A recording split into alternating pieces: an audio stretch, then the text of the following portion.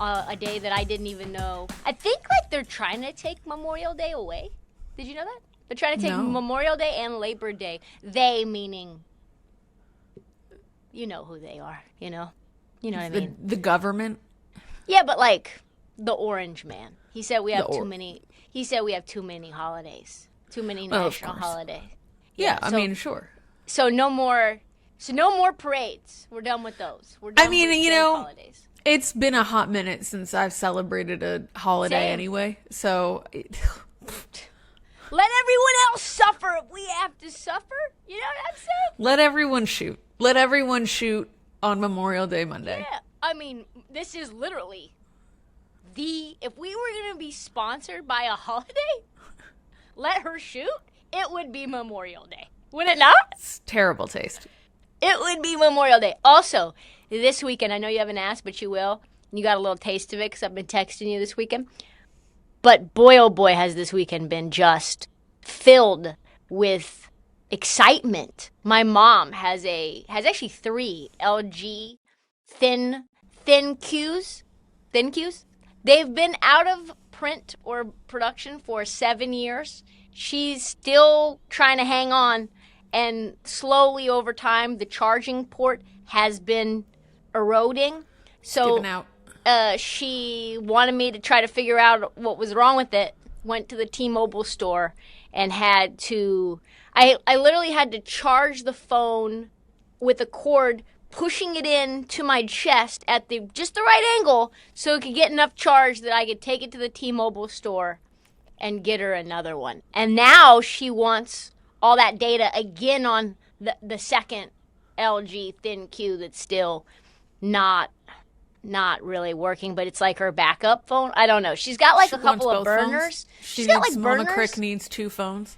Yeah, I got burners? 2 phones. Yeah, she's got burners. I don't know what she's Let the woman live. You don't know what she's doing. I do kind of know what she's doing, but I'm not going to out her right here, right now on Memorial Day. Today, actually, Wednesday's my birthday, by the way, so it would be really hatred to 2 days before right. I forgot. Happy early birthday. Thank you. 2 days before my 39th birthday for her to... did you say you forgot? That's bad. That's really bad. Anyway, so we're just going to let her live. But then at the T-Mobile store, one of the women, which, by the way, I think I'm kind of a witch because I walked in and saw her and I was like, there's something wrong with this girl. So, and I didn't just mean like that she had a bad attitude. All of a sudden, I hear a boom, boom, boom in the back. And I'm like, did she just drop some boxes? No. She straight out, I'm literally in the middle of like a very stressful phone port situation. Is it going to port over? Is it not? We don't know. Ben doesn't know. I don't know. Oliver doesn't know.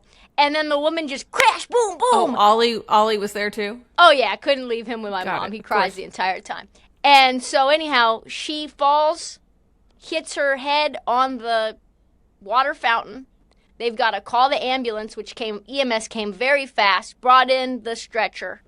All of this was happening while I was trying to get my mom a new phone. And then she had to fight me because she wanted to get a phone that had the auxiliary port inside. Yeah, I'm like, you Mom, said that. They don't make those anymore. What does she want the aux for? For headphones, because she doesn't like Bluetooth headphones. And in an emergency, she said in an emergency where the power is out, you need to not have to rely on headphones that need charging. Well, but to be fair, the phone still needs to be charged. Yep. Okay. Yep. Exactly. Okay. All right. Well, let's move on. You're straight. Yeah. How was your weekend? You know, a lot like that. I mean, I was homesick pretty much all weekend, so that was fun. The allergies have been taking you down. You went bowling? I went bowling. Really? Are you a good bowler? No, I hurt my wrist. Whoa! Did you fall on it, or what did you do? Did you have too heavy of a ball? No, I think I just had too heavy of a ball, and it. I bent these 2 fingers backwards and got a little hand strain going on. Oh gosh, I hope you're icing it. No, I'm not, but here we are. No, we went to last minute get out of the house because I hadn't left the house all weekend because I was feeling sick, and there was like this arcade place nearby, and I thought it was going to be more of an arcade, and we get there, and it was one claw machine and Miss Pac-Man, and I was like, well, we're here, so we may as well do something else. And the only thing they had to do there was bowling, so I watched that while also watching the MNBA blowout of whatever game that was, Oklahoma I know City. you texted me about it, and I was like, how do you even know that this game is existing? Yeah, it was forced upon me. Yeah, you were basically tied down and forced to watch. I was forced to watch one of the worst games of I was trying to get them to put on the PWHL finals in there, but they were like, nah, it's men's sports only. And I was like, this is the problem with America. More people would be out bowling if they could watch women's sports while doing it. Well, that's a great intro segue. Welcome to Let Her Shoot, a safe space for women. No men's sports here, baby. It's not going to be like the bowling alley. We're covering the women's game the way we want them covered. First of all, we're covering them. We're talking about them. That's step one.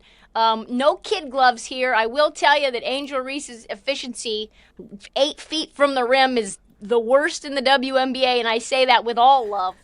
I'm not shying away from that fact, despite what WNBA Threads wants me to do. We're talking positively and negatively about the athletes and the fans, all the reasons to stay locked in. Your host, Trysta Krick, here, 0-time Emmy winner. I did get a piece that I did produce it, but I didn't get any credit for it. Did win an Emmy. Sarah actually has 2 Emmys now. So last episode we knew that the Emmys were going on, but I didn't know that you were nominated. So congratulations for that. To be fair, I didn't know I was nominated either. No one tells you these things? No, they don't tell you these things. They don't tell you, hey, you've been nominated for an Emmy? No. That seems... No, they don't. Like Leonardo DiCaprio gets nominated for whatever. It's when you're on an ensemble. Yeah, it's when you're on an ensemble cast. Like,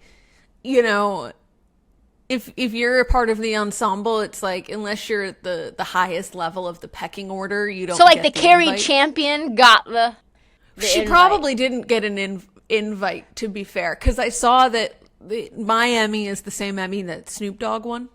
Oh, okay. So Snoop Dogg probably got to go. Snoop and I share an Emmy now. That's so super dope. Yeah, but I don't think Snoop was there either. So like we were both on the uninvited, found out after the fact list. Snoop's kind of going through a tough moment right now because he did that event for Trump, so that's probably why. Oh, that's right. I forgot about that. Yeah. Yeah. We do have some Lady news. Gaga also won an Emmy. Apparently. Oh, wow. Congratulations. Yeah. Did she win the Tony yet or no? But she's won Grammys. She's close to an EGOT. We know that. We have some news around soccer, Sarah. I know that we got to get to some Barbara Banda news, leading right now in the NWSL in goals and also leading as one of the most recent blue check follows for your girl here. So we got to try to get her on the podcast. Yeah. We got the College World Series, Softball World Series set. My Oregon Ducks are headed there.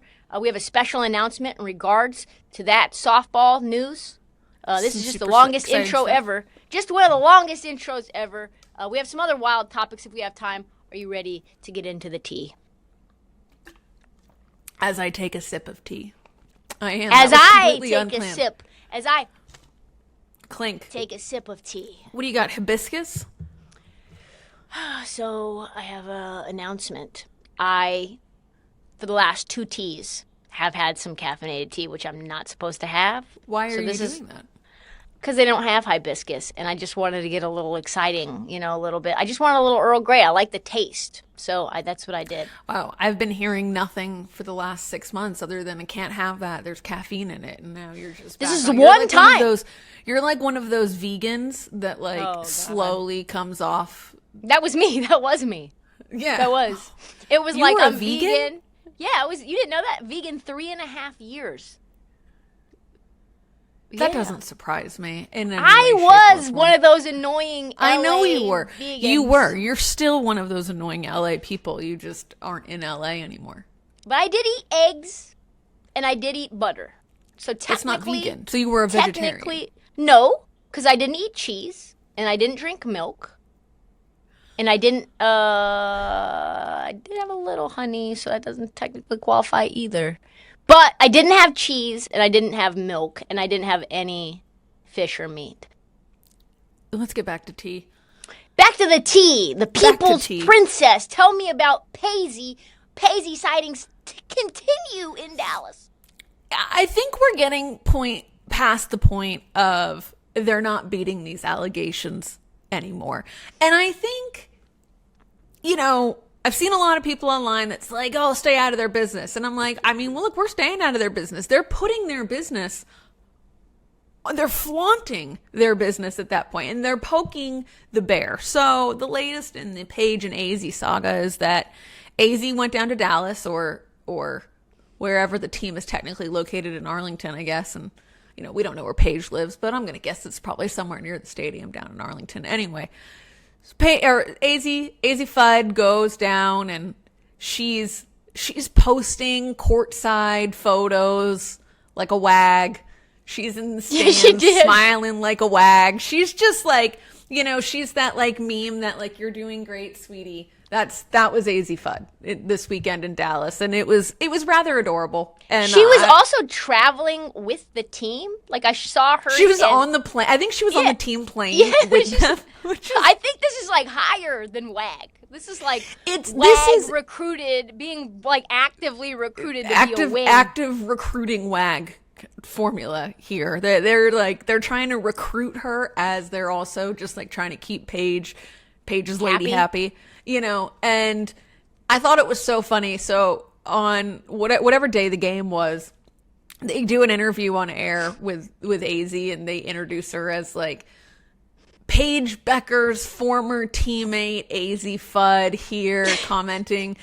And Azzi's face is just like you can tell that she's kind of like, okay, weird way to introduce me. And then they ask her a couple questions, and she makes like some shady, like tongue-in-cheek comment like, well, Paige is like low-key good at defense. And it was like, low-key, that's kind of it's a little thorn in the side right there. And she's got fans. Did you see the video of the fans lined up to meet her? It was like the people's princess. There she is, just sitting in the stands after the game is over. The camera starts to pan up, and you see like 3 girls, and you're like, oh, that's cute. And then it keeps panning, and then it turns a corner, and you're like, there are 100 people here waiting to meet Azzi, which is, that's high. That's, like you said, it's bigger than WAG. She's the queen of the Dallas Wings in sense. Yeah, she's bigger than Ellie the elephant. She's Dallas's Ellie the elephant. Yeah, at this point. Like she's now. It's like Miss Congeniality. She's got like the little princess tiara on. She's got her little sweatsuit, and she's got a cheeky little smile about it. Like she's just, and it's hilarious. And so then I see this thing on TikTok that now ads. So they film a TikTok while she's there in Dallas, which I assume she's pretty much going back and forth between Dallas. Although comments also sounded like they could have been while they were still in Atlanta, because that people said that restaurant was in Atlanta. Could have been in Atlanta. They posted it they just filmed recently. A TikTok, over the weekend at some point, and they posted it. Azzi posted it from her TikTok. So for those who say get out of the business, I don't have any business to get into if she doesn't post it. And it says, do you have the caption where it was like spoiled? So it's a trend. And now I keep seeing people say like, oh, this is a siblings trend. And then other people are like, no, it's a couples trend. And I've only seen it done with couples. Maybe there is a side of TikTok where it's done with siblings and teammates. I don't know. Cheyenne Sellers and her girl Faith also posted it. Yeah, exactly. And I've only seen this TikTok done primarily with couples. Where have you seen any straight couples post this? Yeah, that's what I'm saying. Most of them are straight, and it's all the girl being like, "Oh, how much was dinner?" And then the boyfriend or husband being like, "It was $300." And it was like, oh, that's not so bad. And it's just the look. How much should I spend at Sephora? Oh, like $300. Oh, that's not that bad. The look. And so they do this over about dinner, and it's Azzi, and she's like, how much was dinner? And then it goes to Paige, and it's like $200. And then it goes back to Azzi, and it's like, oh, that's not that bad. And then it goes back to Paige, just doing the... And the caption, though, was like, princess treatment whenever I'm with you. Her. Whenever I'm with her. Yeah. Whenever I'm with her, Paige. Hashtag Paige, spoiled. Hashtag, and then hashtag something else. Oh, and then it was the halo emoji and the heart emoji. And then it was like, but I don't think you get the princess treatment and are spoiled when you're with your sibling. Like, you don't get princess treatment with your sibling. I love my brother a normal amount of sibling love, and I have never in my life thought to myself, oh, I get the princess treatment, or I'm so spoiled, because that would be weird. That would be weird. It would be weird. That would be weird. And so that would be like that Folgers commercial from years ago. Do you remember that Folgers commercial? That was like that creepy Christmas commercial that they made, and it was like the siblings, and it was like, I'm so glad you're home. And it was like, people called it the like incest coffee commercial. I need to Google this as soon as we get done with the episode. No, I don't remember this at all. Okay. Yeah. Anyway, moving on. So everybody was like, myself included, was like, okay, so this is the hard launch. This is the Asian BAM at the ribbon cutting. The ribbon cutting, yeah. Yeah, that's what this is. They're Azzi, and then Azzi's liking the comments that say, The comments. Oh, at least Paige is winning off the court because the Dallas Wings are trash right now. Or, oh, so thoughtful, Azzi's former teammate paid for the bill. She's so kind. Which Azzi Which likes. are all tongue-in-cheek comments. Yes, those are tongue-in-cheek comments, and those are like some of the top comments. The other top comments are on this post were like, we're winning for real now, and like, you know, this is the hard launch. And I'm gonna tell you, she didn't downvote though. She didn't delete those comments. They're loud and proud right at the top of her. And she didn't comment back. No, that's not what the No, there was no corrections. And if you look through these comments, there is not a single comment that's like, what great friends. Unless it's the tongue-in-cheek ones. Unless it's right. It's that headline all over again of Sam Kerr and Christy Mewis, where I don't know if you probably don't remember this, but Sam Mewis and Christy Kerr, I always say Christy Kerr because that was a golfer. Sam Kerr and Christy Mewis, Australia loses, and Christy Mewis like goes over and puts her head on Sam Kerr's shoulder. She's like crying in the middle of the field, and she like goes over and puts her head on her shoulder. And one of the big network outlet, whatever, Yahoo or somebody, captioned it like sportsmanship at its finest.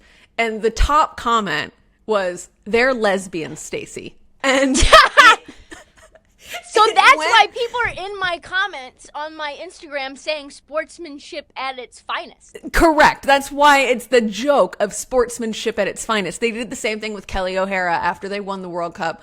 And she ran over to the sideline and kissed her, I think, now wife. I don't know if they were dating at the time or married or whatever. And the caption was, Kelly O'Hara greets fans. And it was like, there's like every Pride you see a tweet that's like, Mom and Dad, I have something to tell you. I greet fans. That's what this post is. And all the comments that are like, no, leave them alone. It's like they're lesbians, Stacey, you know? They're lesbians, Stacey. You know what I think is also wild? They're the ones, like the super religious fans that like really want Azzi to be straight. And like, listen, I don't know. I have no idea. But they just like are attached to Azzi specifically being straight. And they're like, Jesus or John 3:7:1, thou shalt not. And I'm like, what are we putting Bible verses in the Instagram comments for? And I think what probably makes it more infuriating is that Paige and Azzi are like Bible studies like friends. Like their devotionals are such an important. You go to like GQ and like what's in Paige's bag, and it's like the top 3 books are her devotionals. Did you see that one? Also, really quick side road. Did you see the TikTok of Paige and Azzi sharing a tent? Has like re-gone viral? No. Oh, yeah. A tent? And then yes. Like, were they camping? Yeah, they were camping together in a tent, and it was like cribs. Just one bed, one little like double sleeping bag, and then it had their little devotional books in there. And Paige was like showing their whole setup. This is where me and Azzi do da-da-da. And it's like, yeah, that's where they're just doing the Bible study thing. Also, like, newsflash to those people, like, you can both be Christian and in a same-sex relationship, and you're not gonna like burst into flames, you know. And I know that's a hard take, but I will say this last point to those people who, because I see a lot of these comments that are like, they need to tell us themselves, and I will say this, as a older millennial lesbian who went through the whole coming out process in the 2000s, and where you used to have to like sit everyone down and be like, hey, everybody, I have something to tell you about my personal life that you really have no business being in, but because I have to be honest, I have to tell you this. And I think we're in like an era of the world right now where like they are telling us by putting out couples TikToks. Like, they don't need to make a press conference and be like, this is my sexual orientation, and now you're allowed to say that my relationship is legit because I've publicly told you that this is my sexual orientation. They're telling us, if people are saying like, hey, I'm in a couple with this person, accept that for what it is and move on.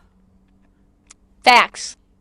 That's all I have to say about that. I don't think people need to sit down and owe their fans an explanation on their sexuality. I think that they can just be like, oh, this is my partner, and you don't need to ask further questions about it. Speaking of sitting down and explaining to fans, we finally get some insight from Skylar Diggins about what the hell was going on with the Atlanta Dream the Dallas Wings, excuse me, when she was playing for them. And I got it confused because BG plays for the Dream now. And then the Phoenix Mercury, because things got very ugly at the end with Skylar Diggins. We didn't really know why, and there was a lot of chattering, and a lot of it had to do with kind of her pregnancies. So she does an article with Vanity Fair. What was going on? So she does this article with Vanity Fair, and it's funny because if you read the article, like, it is in no way supposed to be like breaking news in this article. Like, it's about her tunnel fits and her like place in the WNBA as a veteran and like all these things. But when you read through it, there's like some juicy little tidbits that stick out, and I want to read a couple quotes. So she talks about back originally to, she's had 2 children. With her first pregnancy, she said, I wasn't really able to run around. I was breastfeeding. I couldn't travel. I wasn't feeling good. I had to tell the team I couldn't leave my baby. I had to take a leave of absence and was gone from the team for a month. As the season went on, they told my assistant coach to stop working me out and started treating me funny. So I asked to leave Dallas in 2019, and they traded me to Phoenix. So that was the first kind of revelation about the Wings and how the Wings handled her pregnancy. Now, I will say Vanity Fair did note that they reached out to the Wings about comment, and they gave a very generic, like, we have utmost appreciation for Skylar Diggins. And that was kind of it. And that was kind of like, we always support our players. And not really a rejection of the facts. Because they probably called them and said, hey, this is what she's saying.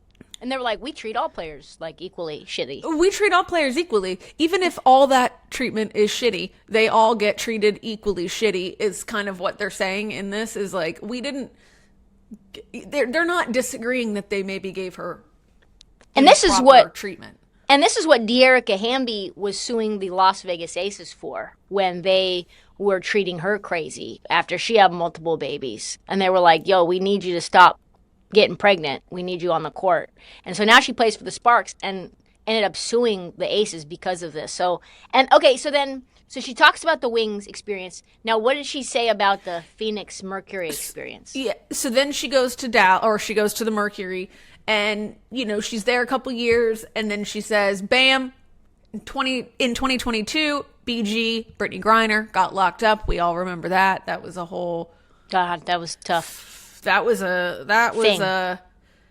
one of the ugliest times on social media, I will say, in general for the W. That year was wild, to say the least. BG and I were really close at the time and trying to figure out what was going on with our teammate, trying to figure out how we could be a support to her with nobody telling us a lot of information. That season was stressful. Then I got pregnant. Nobody really knew, but towards the end of that season, I had to take a leave of absence because of some complications with her pregnancy. I never spoke out about this because there are so many layers, and in hindsight, I think I might have handled some things differently. But Phoenix had been trying to trade me because I had a moment with the star player. This is AKA BG, which we don't really know what that moment was or why, because she said just the paragraph before that she was really close with BG, so who knows? Yeah, I mean, they may have had like a little falling out, who knows, personal, not on the court. You know, it says, but Phoenix had been trying to trade me because I had a moment with the star player. Then, when they found out I was pregnant, they really wanted to trade me. I was 8 months pregnant. They had to pay me, but they were trying to move me. So, again, like you said, this happened with Erica Hamby in the Aces. It's also happened with, I know other players have spoken about this and their treatment when pregnant or when returning from pregnancy and postpartum, dealing with postpartum and everything that comes with it. Having a new child. A little bit of revelations here about the league and the teams and maybe how they deal with things. Well, yeah, and remember we were just talking about the Mercury last week and some of the things that are alleged in terms of the toxicity there. So I don't really, it's not like I don't believe Skylar Diggins. And then remember, I don't know if you remember this, they locked her out of the team facility when she was pregnant. She wanted to come back and try to train, and they wouldn't let her in. She couldn't be with the team. They kept her from even parking on site. They took her parking spot away. The shit was fucking wild. That's so petty. They're awful. They really are awful. And That's they're so petty. They're playing so well this year, and I just can't really root for them. The way that they treated Brittany Griner on the way out, I just read an article about she didn't know until right before she went to Unrivaled that they had no interest in bringing her back. She thought she was going to retire a Mercury. Like I said, she's synonymous. Outside of Diana Taurasi, I think of her when I think of the Mercury. So they told her, like, with very little time left in free agency to find a place. The Mercury are trash. Let's be honest. And just an update, by the way, on that lawsuit we talked about last week. But with the Mercury, Sophie Cunningham has denied all of her involvement and the fact that her name was brought up in that lawsuit. Not here to get into, did it happen, did it not happen? Let's go with her. Let's take her at her word and say that it didn't happen.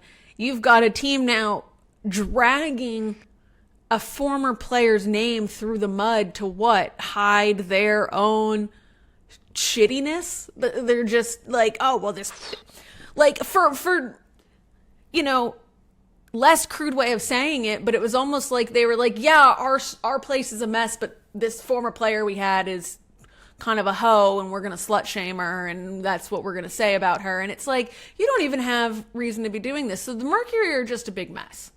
They are. It's like a place where it's like, yo, there's rats in the building, right? Like you go to a restaurant and you're like, hey, you guys have rats. And it's like, yeah, but your shoes are untied. Or like you're dressed provocatively. And it's like, well, I don't have anything to do with this shit going on with y'all. Like, they're like, oh, we don't look at how toxic we are. Sophie Cunningham's a hoe. And it's like, yo, relax. Okay? Relax. Like, relax. It's just, whew, it's getting ugly over there. I want to talk, though, for a second about some happy little bit of tea. Okay. I like happy tea. And I Paisley is a happy tea, though. That's true. No, you're right. That's true. Paisley is happy tea.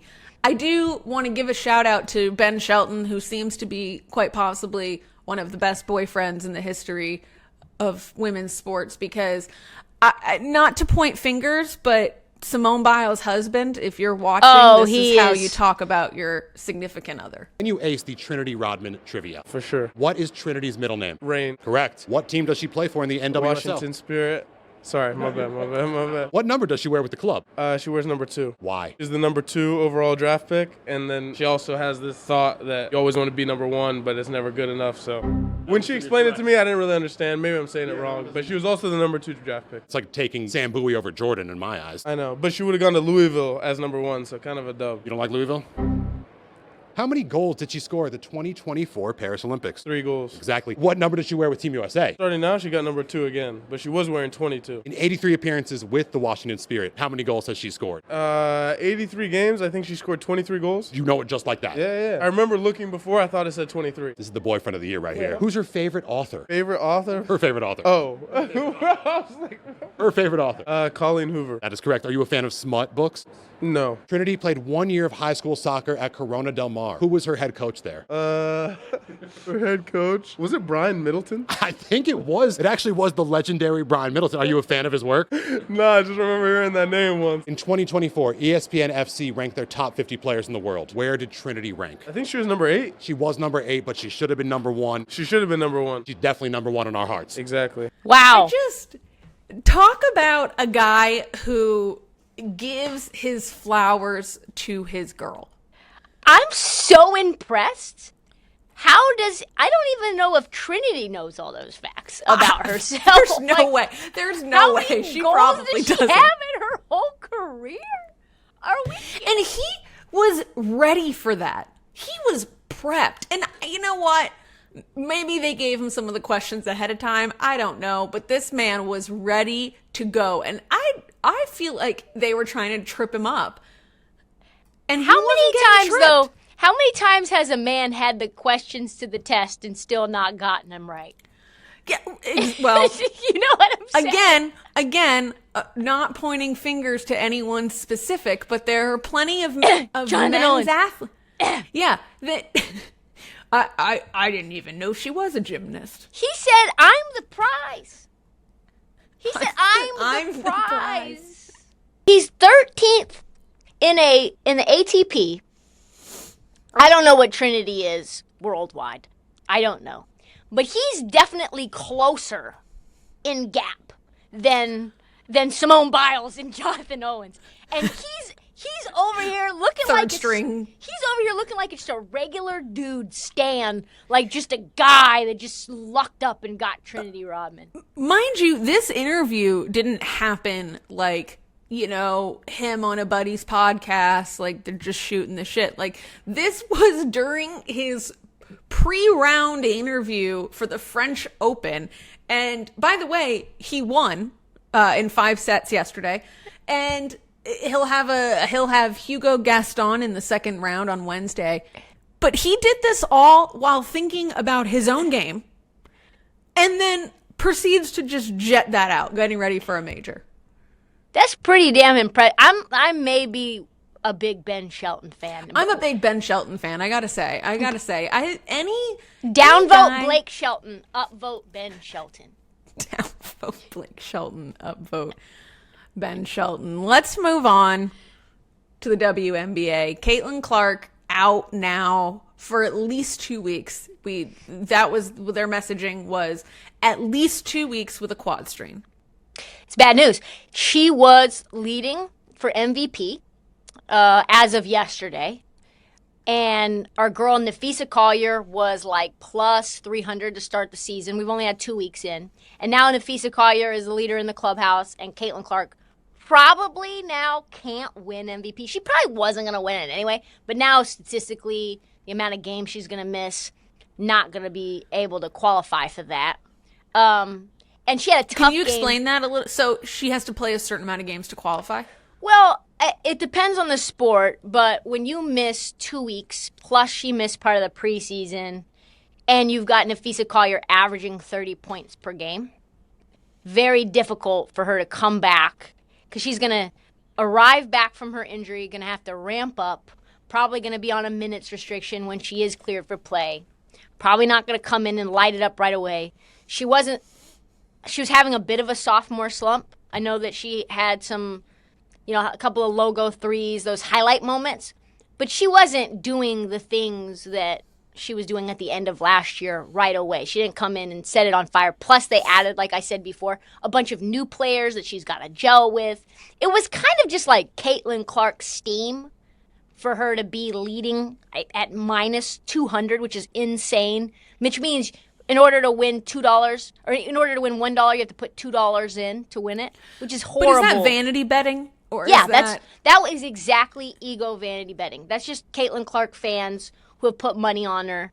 Because it's not an indication of whether she was ever going to win or not. That's just how much money was put on her. It's probably Dave Portnoy who put $25 million on her. Sure. Skewing all the line. And now it's skewed the lines. So it's a tough situation for the Fever because now you basically have to have, Kelsey Mitchell and like maybe Sophie Cunningham starting at guard. It changes everything in terms of how you want to run your offense. Changes things for Aaliyah Boston because nobody's passing like Caitlin's passing. It just sort of changes everything the Fever want to do. But I think they'll be fine. I think ultimately Caitlin's needing the rest. She probably went too crazy heavy in the gym for that whole offseason. She had already a calf strain in preseason. Now she's got a quad strain. So yeah, it's that part's tough. Fever still 2-2 though. And had an awesome game. When I had to take Emma to the vet over the weekend, I was watching the Liberty Fever game in the waiting room, just locked in at the Fever, going 4.5 minutes without scoring a field goal, allowing the defending champs to put the fucking boot to their neck. There was a controversial no call at the end that Stephanie White was none too pleased about and had some choice words in the media over that. But talk me through that. Was that a good no call? Was it a bad no call? Well, here's the deal. You kind of have to put it into context of what was going on in that game. First and foremost, earlier on, in like 2 possessions before that, DeWanna Bonner was hit on the arm going up to try to either tie or take the lead. No call. Then, I think it might have actually just been tied. So then, all of a sudden, get the ball back. Sabrina gets the ball with like 10 seconds left. She gets fouled on like a ticky-tack fucking foul. Ticky-tack. 2 free throws, splash. Now they've got the lead. 5 seconds left to go. Caitlin gets the ball. She drives, gets hit on the arm by Tasha Cloud, who I think is probably one of the most impactful pickups in the off season. But she hit her. She did. And Caitlin Clark is a superstar. You can't allow Sabrina to get the call and Caitlin Clark not to get the call. You don't want to give it to DeWanna Bonner down in the blocks? Fine. Okay. But if Sabrina's getting that call, Caitlin should get that call. So it should have been called. Absolutely should be called. We should have gotten free basketball. We should have gotten overtime. But we didn't, and this is what Stephanie White said about the no call after the game. I thought she got fouled. I think it's pretty egregious what's been happening to us the last few games. A minus 31 free throw discrepancy. And I might be able to understand it if we were just chucking threes, but we're not. We're attacking the rim. And the disrespect right now for our team has been pretty unbelievable. What do you think of that notion that they've been, she didn't say targeted, but that was kind of the implication there, that the Fever are being targeted by officials in an unfair manner. And I remember that this was also a topic last year. I don't know if targeted is the right word. I think that the discrepancy is alarming. That's what I'll say. Is it because of Caitlin? I don't think so. I think the Golden Goose should get the Golden Goose calls, and I think that the refs, if they were going to do anything, would probably do something along with that. They haven't proved it yet. We need to see them be a formidable playoff team. They got bounced in the first round last year. We don't know how good the Fever really are. I mean, they're second in odds in terms of winning the whole title, which I do not think they will go that far. Just based on like some of the things that we're seeing from DeWanna Bonner, just some issues, they could find a way to like turn it around. And they've been okay. They showed promise, right? They were up 12 on the defending champs going into the fourth quarter. We see what their upside is, but I don't think it's like a conspiracy. I don't think there's any like craziness that I would go ahead and say, but I do think that free throw disparities should be addressed. And I think that she's probably right. They are going to the paint a lot more than they did last year. The Fever were not a team outside of Aaliyah Boston that had much going on down low. Nalissa Smith just didn't have it. Temi Fagbenley just didn't have it. So now that you have DeWanna Bonner and Natasha Howard there, yeah, you should probably get more calls than you did last year. So I wanted to point this out. There were 2 headlines that I got from ESPN over the weekend that were in sequential order.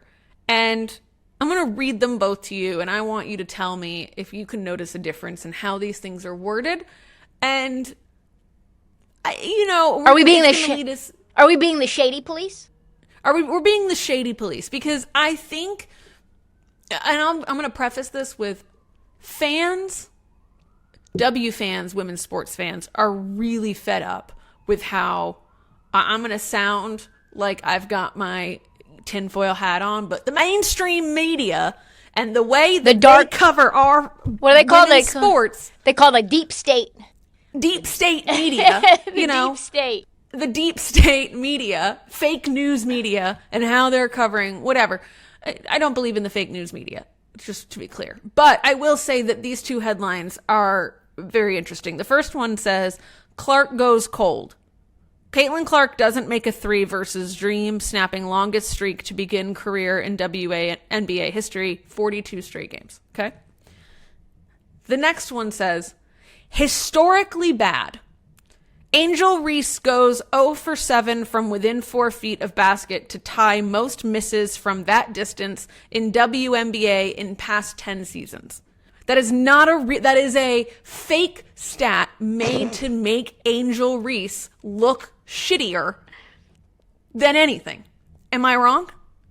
No, you're right about that. That's a fake stat. You can't just decide. I hate these stats people. They just chop things up however they want to make the situation look worse or better depending on what their agenda is. And you can give anyone a career night, good or bad. For sure. And we've seen this. Anybody. We've seen this with PR departments in specific teams for many years, especially Washington sports teams when they've been struggling. They find the positive career nights every night. You would think that it doesn't feel like the deep state media wants to cool tensions. No, they absolutely don't. It sells tickets. Fanning the flames of this like ugliness, and it is ugly. And I will say this too. So first of all, that's trash. I agree, that's trash. 2 things are also true. Caitlin Clark has been in a slump. Angel Reese has been in worse than a slump. She was supposedly working with Lisa Leslie all off season on her layups, and is worse than ever. It's facts. Will she turn things around? Maybe this season. Has she developed as much as we wanted her to? No. Does she have any other players that can score? Also, no. That team is not good. Haley Van Lith has not been the player that we wanted her to be as a rookie. So they don't have any guard play. They don't have any scorers. They're literally scoring like 55 points, 58 points per game. They're getting waxed by everybody. So it's not just Angel Reese. But also, what I will say is that the WNBA fans, these fans, like old school OG fans, specific group of fans that I don't really know how to like pinpoint who they are, but we know who they are. Can you guys just know it when you see it? Lighten the fuck up, okay? I can make jokes on the internet about men, and no one cares. I can make jokes on the internet about men's sports, and it's like, oh, ha, ha, he, he, tee, he, right? You make jokes on the internet about women's sports. Normal debate, yeah. And like, you can make memes and poke fun at Karl Anthony Towns or all these other men's, and everybody just allows it, because that's where we're at. Mm-hmm. But these OG fans treat you like you are a demon if you make fun of, like, if I do the Nick Young meme on Angel Reese, it's like, you are taking us back to the plantation. What are you talking about? I wouldn't ever do it, though. Like, I am not touching anything negative about Angel Reese on social media, because it's just too hot of a stove, and it's perpetuating things that racist people want to see. But exactly. As a whole, though, we have to lighten up about the W. We just have to.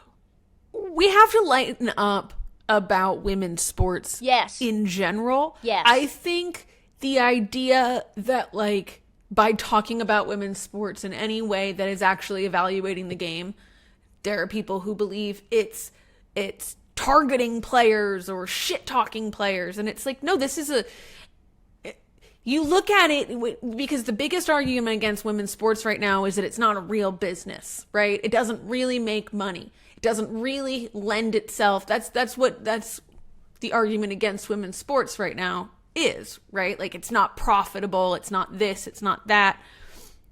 It's also not, it's sports.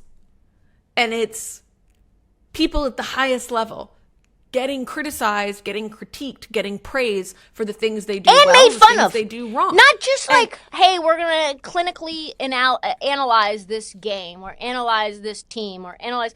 No, I'm going to say things like, yo, the Chicago Sky right now are duck butter, okay? They are buns. They are cheeks. And guess what? Nobody says anything when I say that about whatever team in the men's game, right? When I'm like, oh, the back in the day when the Houston Rockets were bad, I'm like, this team is just a dumpster fire. Nobody gets or making fun of players individually. I don't have it off the top of my head. But it's like, it's a lighthearted place. It should be a lighthearted place to discuss women's sports. We can't treat it like we're walking on eggshells because we think we're going to start a civil war or some sort of like huge issue on the internet if we take it like to a comedic place. And like you said, the Chicago Sky are a dumpster fire. I mean, they are. They're not good. They might get the number one overall pick this year. That's how bad they are. So could be Juju. I actually don't think that she's eligible. I did some research. I don't think she's eligible. Yeah, okay. I think unless they change things in the CBA, she won't be eligible.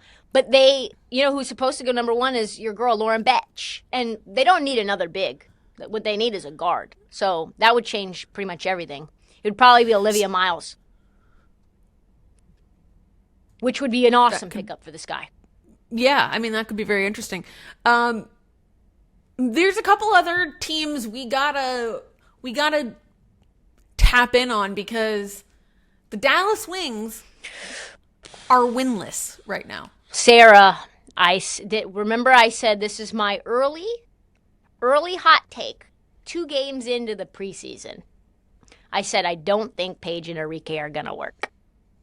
You did say that. This is not a successful situation for Paige. I don't think Paige is going to win Rookie of the Year. That's how unsuccessful this pairing is so far.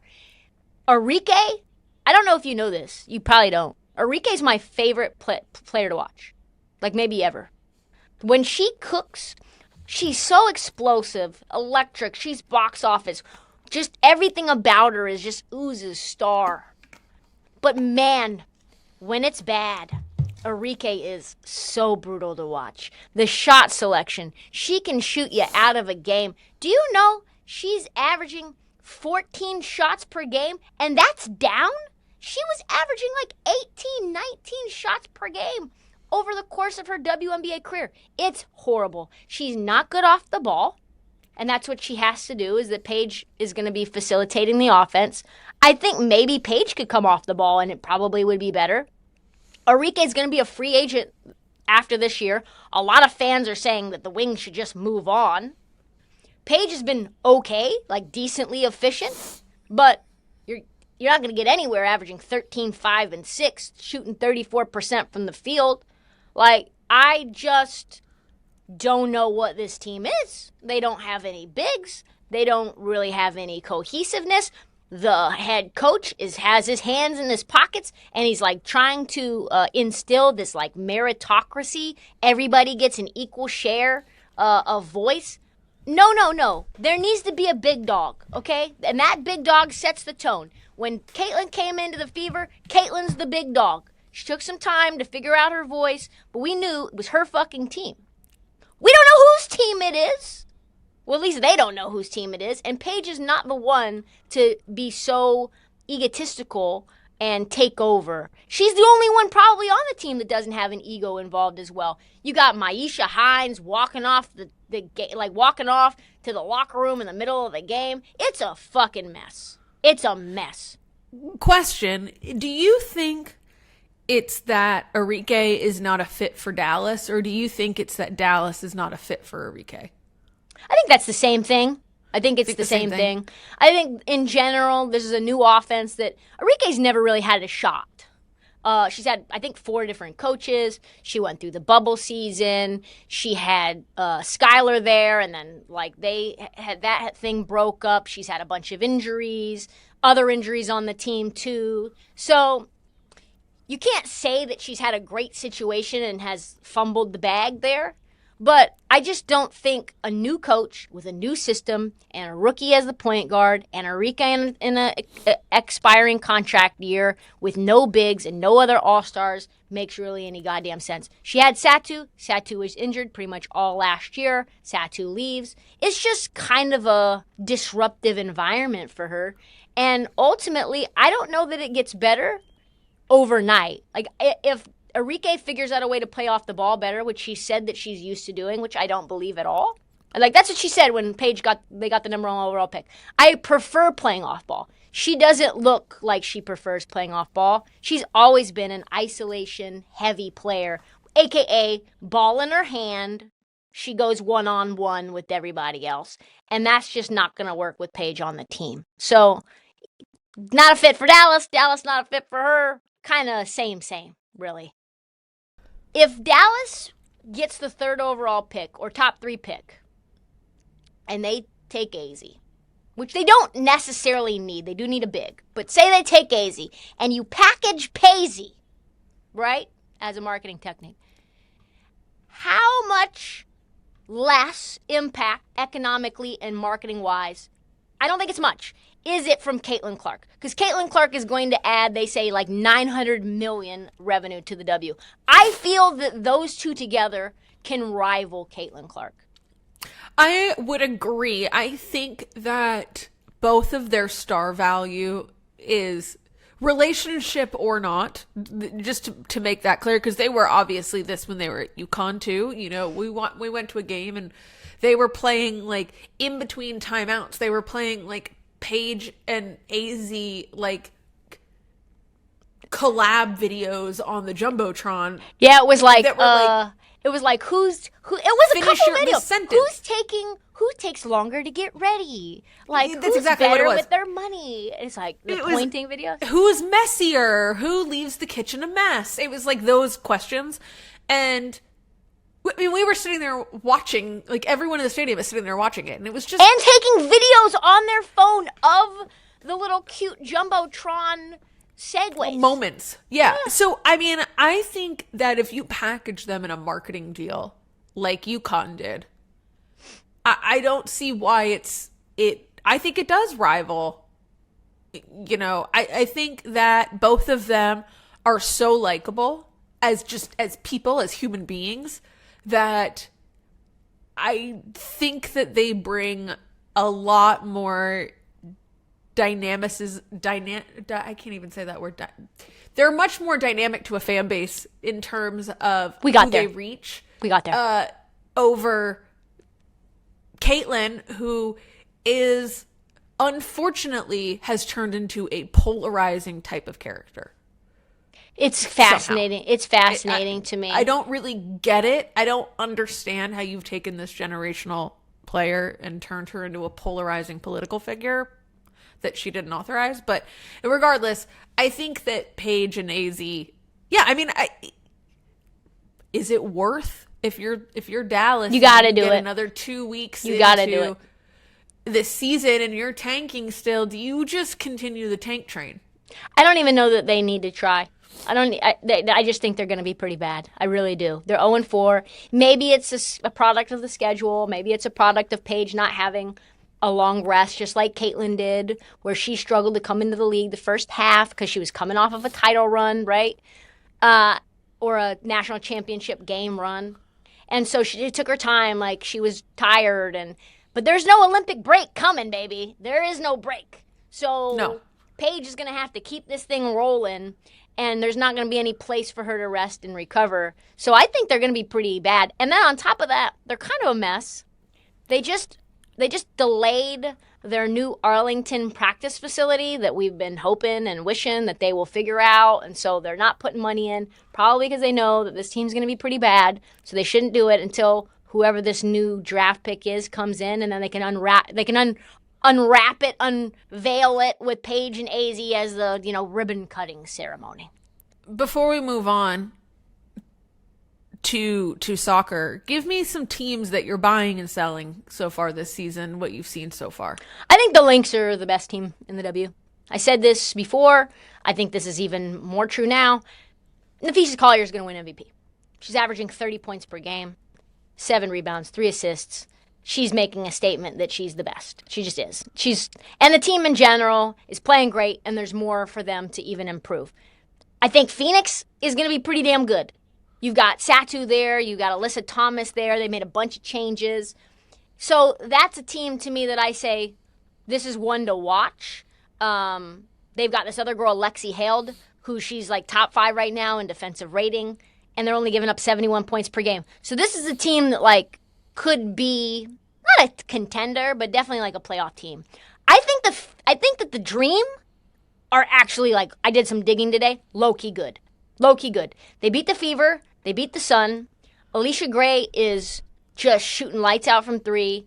Brianna Jones is having an outstanding start to the season as well. Pow Pow looks like she's integrating right in.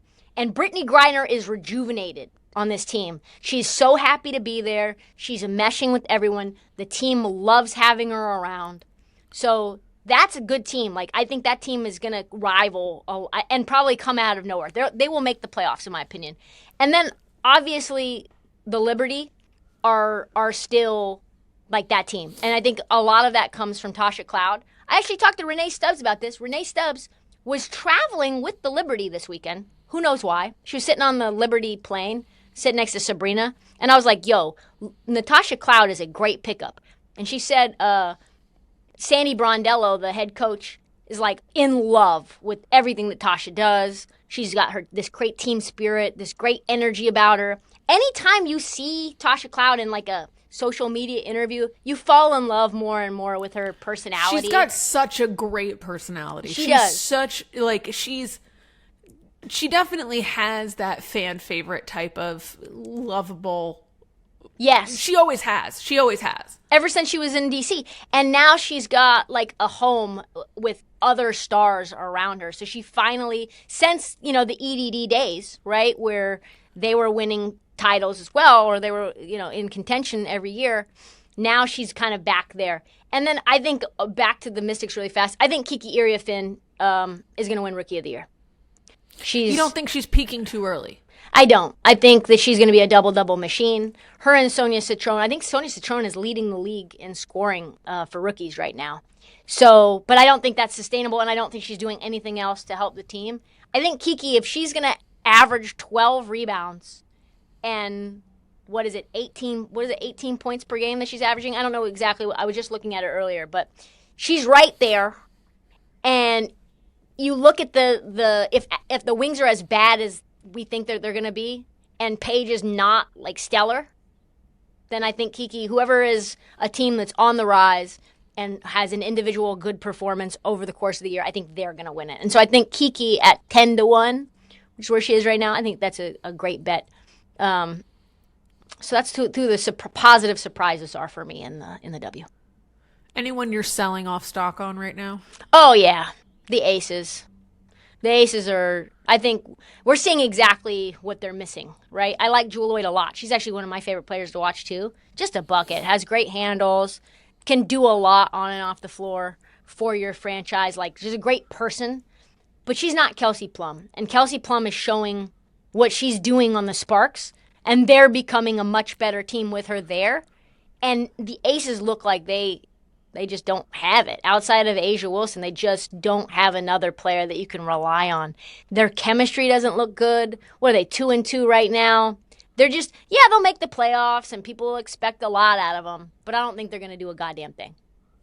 They're kind of an older team. Yes. Too. Yes. Which I don't think, we say old, 32, 31, which again, we've said this before, your 30s as a women's athlete is in the it's in the older AARP range. category. Yeah, it's in the AARP. Yeah, exactly. Yeah. I mean, So, we're ancient. We are. Yeah, we would be. We're basically, it's just us and Marta out here being athletes. It's just us and Marta. 100%. Yeah. Speaking of Marta, speaking of her team, I'm repping her team today. I see that. I saw that. But I'm really repping my girl, friend of the pod, Barbara Banda. Because she friend of show, Barbara Banda. We don't know that, but we got a little not follow be? from her. So, Barbara Banda, come hit us up. Come get on the show with us. I want to talk about this hat trick. First of the season, first of the NWSL season across the league. And this was the fastest hat trick in league history in terms of it took her 38 minutes to score 3 goals. That's wild. Insane. She's averaging 1 goal every 12 minutes. No, she's not.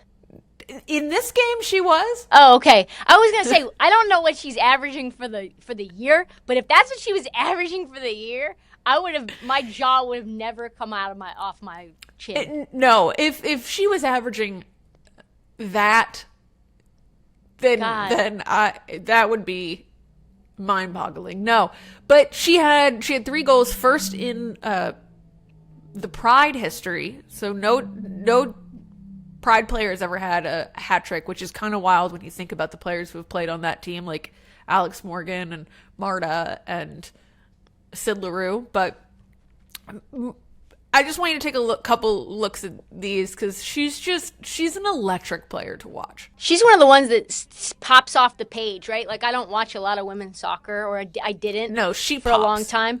And her and Marta, you're like, oh wow, like they are.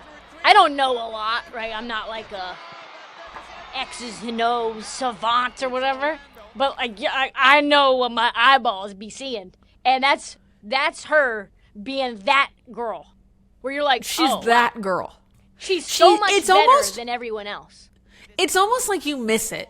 If you don't look quick enough, you miss it. Like you look up and you're like, oh, Barbara Banda scored again. Because she has this ability to she's so fast.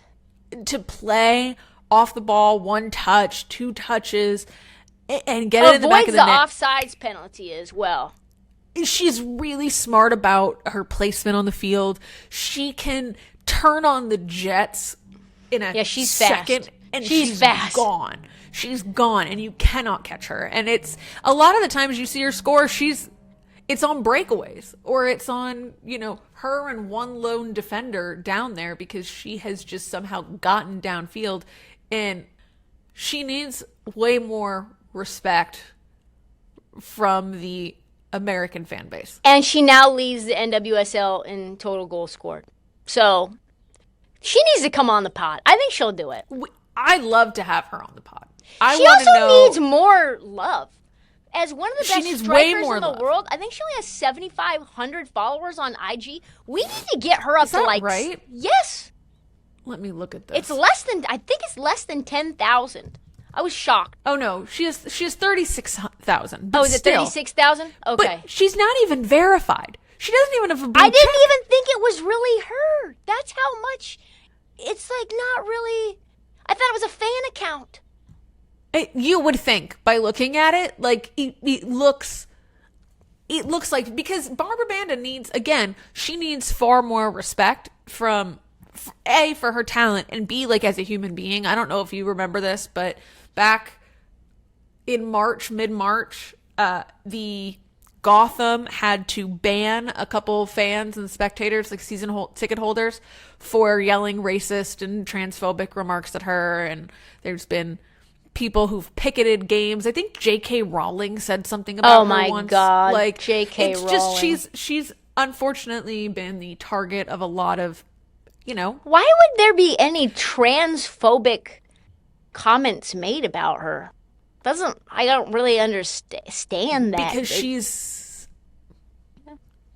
strong. Because she's fast and strong. I think that there is a subset of men who look at female athletes, and if they're successful, the only way that they can make that make sense to them is it must be a man. That's a man. Woman. This is obviously it can't one be of a us. woman who can possibly be that good. It has to be a man. And it's like, find a new narrative. This is so old. I'm so sick of it. Like, shout out to Barbara. Shout out to Barbara Banda though. Big shout out to Barbara Banda. Washington Spirit completed their 5th straight road game. 5th straight win on the road, which is, they're the only team perfect on the road right now. I think the last team to do it, I saw this on the game the other night. I want to say it was the Current in their winning season when they won the championship, but either way, their dominance on the road. Croix Bethune is back on the field. She's back starting again, and she scored the first goal of the game. Yeah. Real question. Do we feel like Croix is being improperly represented because she doesn't have LaCroix as her, doesn't have a LaCroix sponsorship? You know, I do think that is a massive oversight by LaCroix. That's the first thing LaCroix? How do you say it? How do you say it? Either way. I mean, is her name Croix? Can you imagine if it was be actually Croix this whole time and we've been pronouncing her name wrong? That's the commercial. It's Croix Bethune figuring out the pronouncement of LaCroix. Is it LaCroix? LaCroix. And then she's like, no, it's LaCroix. Yeah, it'd be like Croix Bethune getting to the bottom of whether it's LaCroix or LaCroix. LaCroix. That would actually be a fantastic art, advertising campaign. And then they make her go by Croix Bethune for the rest of And she has to put like the L on the back of the jersey. Right? LaCroix. That's like, you guys can take it. It's free. It's free marketing. It's yours. She's also someone who needs to be way more heavily represented in the women's sports space because she's so cool. Like, I love her style. I love the way she carries herself. I love her hair. Like, she's just so cool. Like, she's just a cool Rookie of the Year last year. She's just got swag. She's got a ton of swag. Yeah, she does. I like her style. I like the tats. That's what I'm saying. Like, she's cool. She did. Croix I think she is was cool. She threw out the first pitch at one point too. So she's kind of that was how she. Yeah, well, that's how we she don't got talk hurt, about right? that. That's how she got hurt. So we don't like to talk about the first pitch fiasco. But you know, I'll take it anyway. Oh, but Croix, my goodness. she's really cool. She anyway. So she scored her first goal since June. So it's nice to see the Rookie of the Year from last year back healthy again, playing good soccer, and I'm excited to see more out of Washington Spirit. I think they're finally coming into themselves, and Trinity Rodman said, don't forget about me, I'm still in the gym working out. Yo, I saw that video of Trinity Rodman, which we could have put in the T section, and I don't know about you, but I felt personally attacked.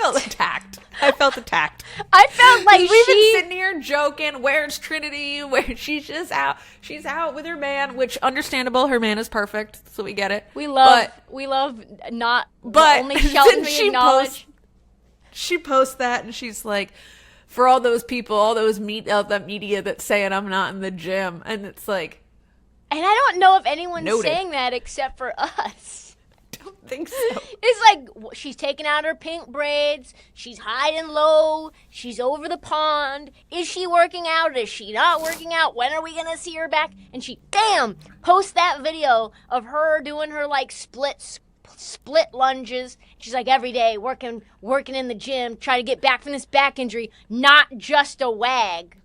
And I was like, oh. Not just a wag. But she is acknowledging she is a wag. She is acknowledging that she's a wag, and I appreciate her for that. But have you seen the commercial of her and her brother? I think it's an Adidas commercial. Remember, we met both of them. We did, and that story, by the way, when we were walking with him, I remember staring at him and going, why does his face look so familiar? Like, I could not place it. And then he said, oh, my name is DJ Rodman. And I went, that's why I know you. You have Trinity's face. That's why I know you.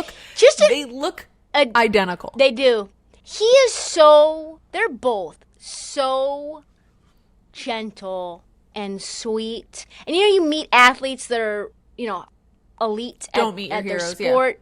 Yeah, you don't want to meet your heroes, especially the whole like apple doesn't fall far from the tree thing. The tree was nowhere near. I have a list that I could. The tree was nowhere near the apples. Okay, like he was not involved that they were like.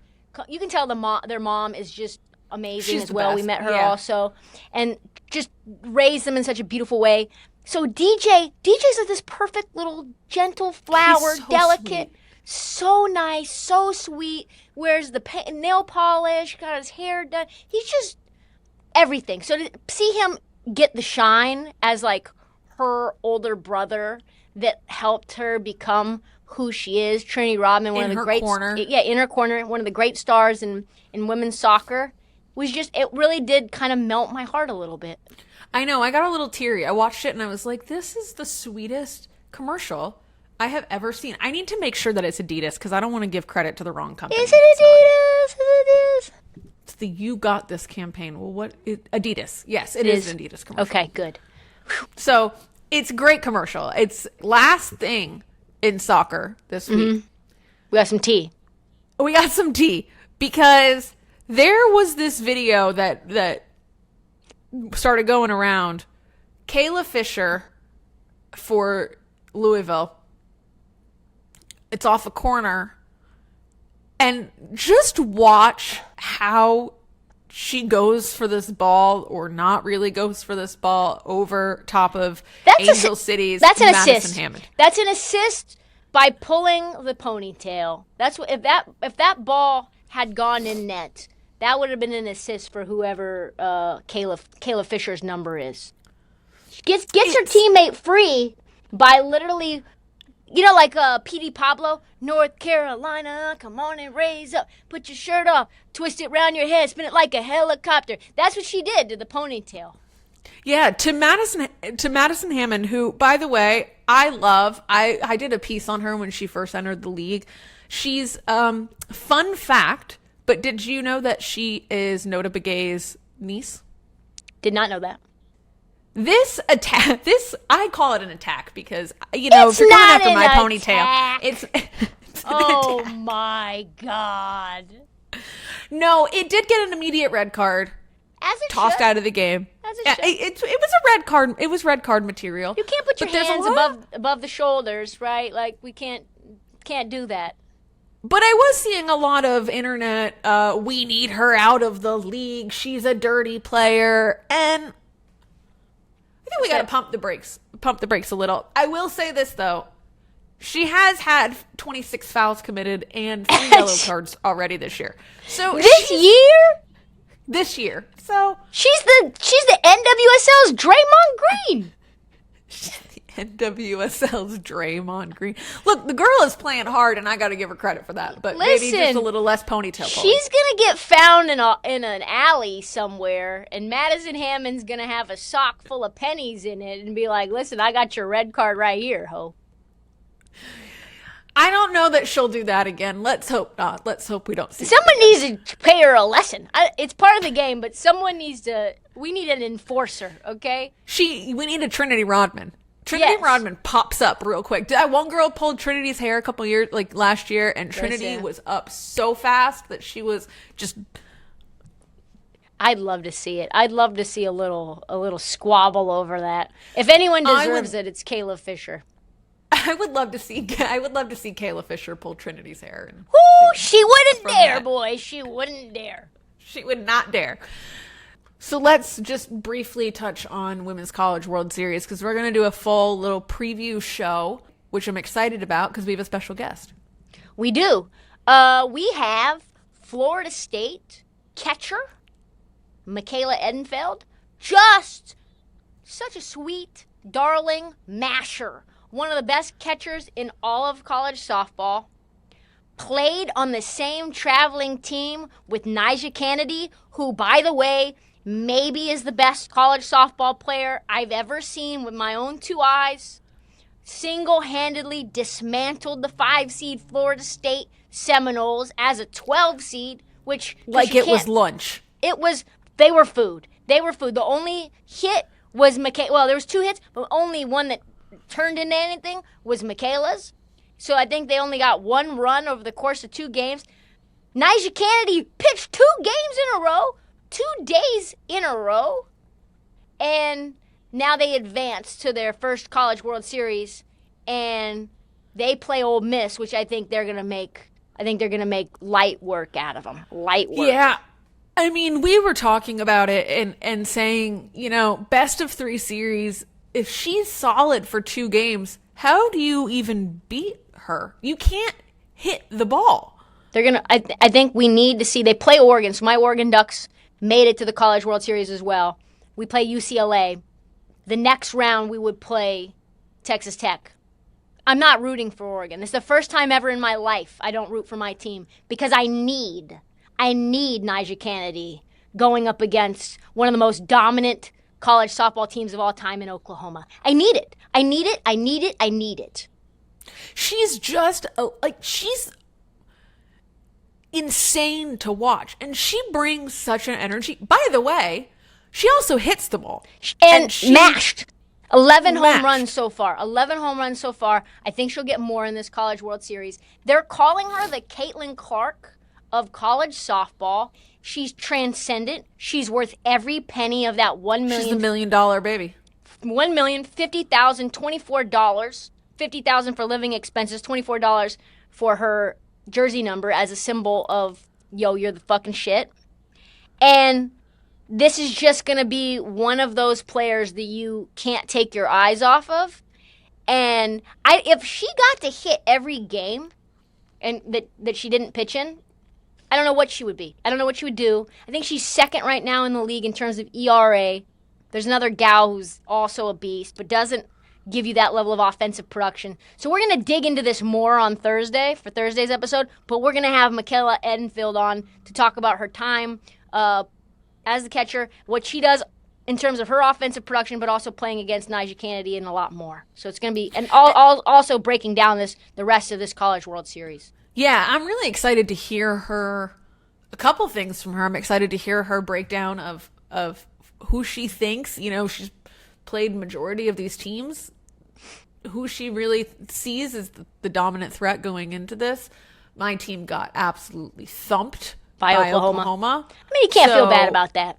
No, I mean, could you imagine though a NiJaree and Oklahoma matchup? I mean, that would be prime time. That's what we need. That's what I'm saying. Oregon's got to lose. Oregon could lose to UCLA. I don't care. We just need NiJaree versus Oklahoma and her to pitch 2 games in a row and see what we got going. There was also, I we'll get more into this too, but did you see the Tennessee pitcher who pitched a 79.4 mile an hour pitch? No, I didn't see that. Broke her own record. Wow. Of her record before was 78 point something, 78.5, something like that. And she beat it, moved it to 79. The girl's bat broke trying to hit it. The bat broke? Bat broke. In softball, which, by the way, those are not wooden bats. Those are metal bats. So she broke the metal bat? Broke the metal bat. Right. No. Yes. I'm going to need to see that when I get off this pod. That's crazy. How do you break it? Dents it? So just dented it? It just snapped? It was just here, snap right there. Wow. Yeah. That's crazy. She swung. Tennessee's still alive, aren't they? Tennessee's still alive. Oh, Tennessee's good. Tennessee's pitcher, she's good. Yeah, I think she's the one with the top ERA, right? Yeah, I think she is. Carlin Pickens. Carlin Pickens. Yeah, yes. But she's actually not got the top ERA right now. NiJaree Canady does. That just changed over the course of the weekend. So Carlin Pickens. Oh, so it must have been from this weekend. Yeah. 103 ERA. Insane. Both of them still juniors. They still got one more season to go. Oh, I can't wait. Speaking of insane, if you're ready to move on from softball, because this is one last thing that I have to say before we end the show, because I know we've gone way over, but I don't care because it's just been so much fun. Did you hear this? I've never heard of this in my life. So I'm not a runner. You're not a runner. I run more than a mile. I don't know. Speak for yourself, but okay. I run more than a mile. You cannot. But that's just, we'll just call that injury. We'll just call that an injury thing, just the ACL tear. So this woman runs ultra marathons, which is any race over 26.2 miles. Her name is Sounds like hell. Stephanie Case. She's a sicko, obviously, because she wants to run over 26 miles for fun. So she does... Canadian. Stephanie Case. Stephanie Case. She does this thing called the Ultra Trail Snowdonia, which is a 62-mile race through rocks and forest through northwest Wales, 21,000 feet of elevation gain. So we'll just call that hard. Hard. Tough. Very, very difficult. And she hasn't run in 3 years because she's been going through IVF to try to have a baby. Ends up having a baby 6 months ago. Beautiful girl, healthy, everything's good.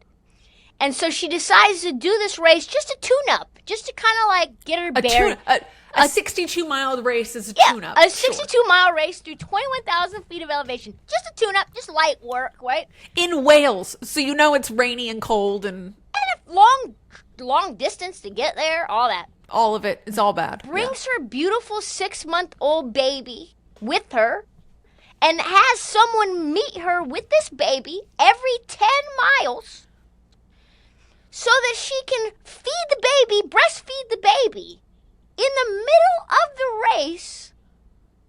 And by the way, ultramarathon runners need to take in like 20,000 calories during the race. So she's just sucking calories out by racing and by giving energy to this baby. And they're showing it goes super viral, right? Just doing it alone. Crazy, right? Just insane. And won the race. That's wild. Race. What? I can't fathom that, first of all. I cannot fathom that. I cannot fathom, even going back to the beginning, starting the race. Recovering enough 6 months after having a child, which I just, if there's men listening who don't understand what having a child entails, like it's not just like, it's like the worst. Baby out, it's like the worst it's like, shit of your life. Like the worst hoop cramps. Your body is just being ripped apart, quite literally. Instead of shit, it's a human head and shoulders and legs and feet for many hours. Just imagine that. So you're putting your body through significant trauma, and then 6 months later, coming back and running a 62-mile marathon. You have men who stub their toe and are out of their sport for the next 8 to 12 months. You know, it's absurd. And she came back, ran a race, and stopped every 10 miles. How do you think they got the baby every 10 miles? Had to drive it. Had to drive it. I don't know. In a car? Up in the mountains? In a car. Like, that's what I mean. Like, do you think it was, like, on, like, one of those little, like little bike things that or one of those, like, gondolas? The baby's on a gondola. The gondola, they put the baby in the gondola. In a bassinet. And it goes up 10 miles and then stops. Oh, man. She also said, I'm not extraordinary. I had a baby. I ran a race. She's a psycho. That's a psycho thing to say. I mean, the way to make the rest of us I feel so like less I didn't than average. do enough. Yeah. I feel like I'll never achieve anything close to any of the things. And by the way, IVF is so difficult on your body, mentally, physically. So to have to go through that for 3 years, hasn't been able to train, hasn't been able to run, having those injections, got pregnant, had the baby, and it's like 62 miles, let's go. Give her flowers to our girl. Big flowers. That's maybe one of the most incredible stories I've ever heard for anything athletic and women. Or anything, just anything, all of it, period. That's incredible. I can't imagine that whatsoever. I can't imagine doing this podcast with anyone but you. How about that? Good way to close it. Good way to close Appreciate it. That was just a great episode. Way to close it. Great episode. Next episode is a bonus episode. We will have on Florida State catcher Michaela Edenfeld, the woman with the beautiful makeup, tribal makeup, inspired by RuPaul, a masher. Just so much to talk about with her. We'll be breaking down college softball more. There's some other stories that we didn't have time to get to, like the UNC women's team in lacrosse. We also had some other stories with the PWHL. Lots going on there. More games coming up soon. Thank you for listening. Please subscribe. Please download. Please tell your friends. That's all the time that we have. Sarah Chovnick, Trysta Krick for Let Her Shoot. Let her shoot.